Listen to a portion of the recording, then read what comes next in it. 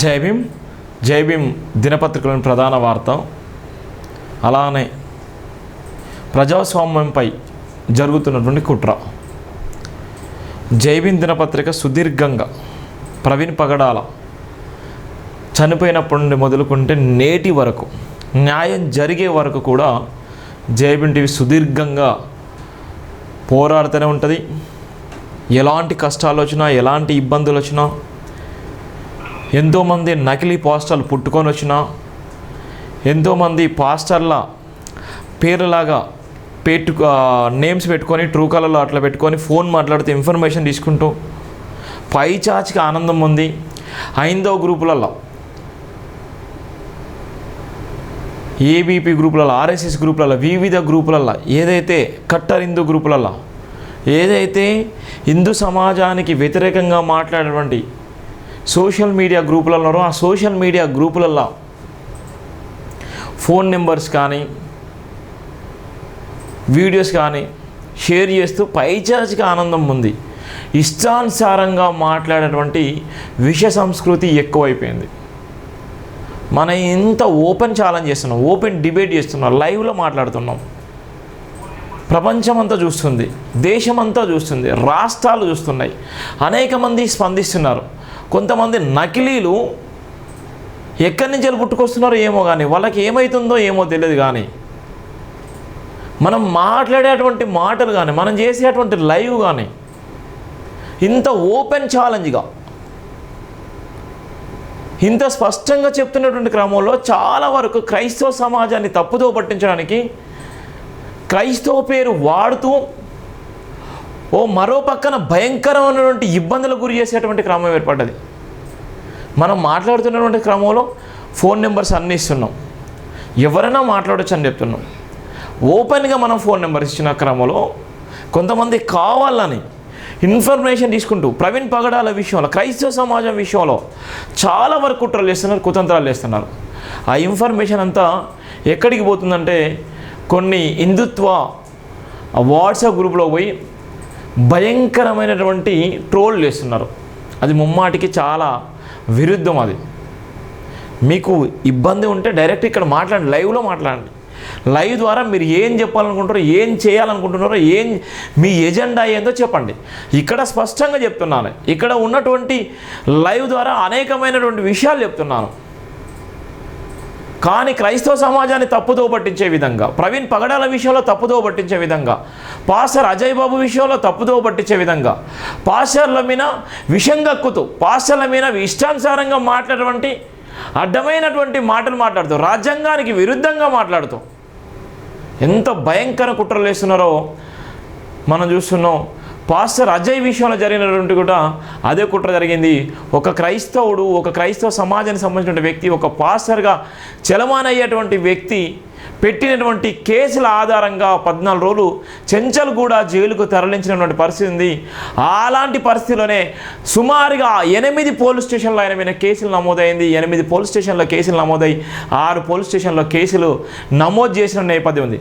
8 police స్టేషన్లో పిటిషన్లు ఇచ్చినప్పటికీ 6 పోలీస్ స్టేషన్లో కేసులు నమోదైనాయి. 6 పోలీస్ స్టేషన్లో ఇలాంటి ఏదైతే హిందుత్వాన్ని తప్పుదో పడుతున్నాడు, హిందుత్వవాదులను తప్పుదో పడుతున్నాడు, దేవుళ్ళని తిడుతున్నాడు, రాముడిని తిడుతున్నాడు, ఆయన ఎన్నో వక్రీకరిస్తున్నాడు, ఇష్టానుసారంగా మాట్లాడుతున్నాడు అనేటువంటి కోణంలో పాస్టర్ అజయ్ బాబు విషయంలో ఎవరైతే ఉన్నారో, ఎవరైతే డబ్బులు దండుకున్నారో, ఎవరైతే నిజంగా హిందుత్వం అనేటువంటి పేరు మోసినటువంటి నాయకులు భయభ్రాంతులకు గురి చేసి, లేకపోతే ఆయనకు ఆశ చూపించి ఇంకో పాస్టర్ మీద తీసుకొచ్చి క్రైస్తవ సమాజాన్ని అంతా తప్పుదో పట్టించేటువంటి ప్రయత్నం చేస్తున్నాడు. క్రైస్తవ సమాజాన్ని అంతా ఒక పక్కన ప్రపంచమంతా బాధపడుతుంది, భారతదేశంలో ఉన్నటువంటి అందరూ కూడా ఆలోచింపజేస్తున్నారు. మరో పక్కన ఇంటిచ్చేటువంటి ప్రయత్నం చేస్తున్నారు. మరో పక్కన ఈ కేసుకు ఏదైతే మూలం ఉందో ఆ కేసుకు సంబంధించినటువంటి విషయాలన్నీ కూడా బహిర్గతం చేస్తూ, సమాచారాన్ని ఎవరికి షేర్ చేయాలో వాళ్ళందరికీ సమాచారాన్ని ఇస్తూ పైచాచికి ఆనందం పొందుతున్నారు. చాలా బాధాకరం. నువ్వు వీలైతే మేలు చేయి, లేకపోతే కీడు చేయకండి. మీకు నచ్చితే సాయం చేయండి, లేకపోతే సాయం చేయకండి. మీకు వీలైతే న్యాయం కోసం నిలబడండి, లేదంటే న్యాయం కోసం వద్దనుకుంటే మీరు మౌనంగా ఉండండి. కానీ హాని మాత్రం తలపెట్టకండి. మీరు లేని ఒక సమస్యను మాత్రం సృష్టించి ఇవాళ ఉన్నటువంటి క్రైస్తవ సమాజం అంతా ఇబ్బందులకు పెట్టే విధంగా చేయకండి. దయచేసి మీకు రిక్వెస్ట్ చేసి చెప్తున్నాను. దయచేసి క్రైస్తవ సమాజం అంతా గమనిస్తుంది. ప్రపంచవ్యాప్తంగా నాకు కాల్ చేస్తున్నారు. భారతదేశంలో ఉన్నటువంటి చాలా వరకు కాల్ చేస్తున్నారు. అనేక రాష్ట్రాల నుంచి కూడా కాల్ చేస్తున్నారు. తెలుగు రాష్ట్రాల నుంచి ఎంతమంది మాట్లాడుతున్నారు మీ అందరూ కూడా లైవ్ ద్వారా చూస్తున్నారు.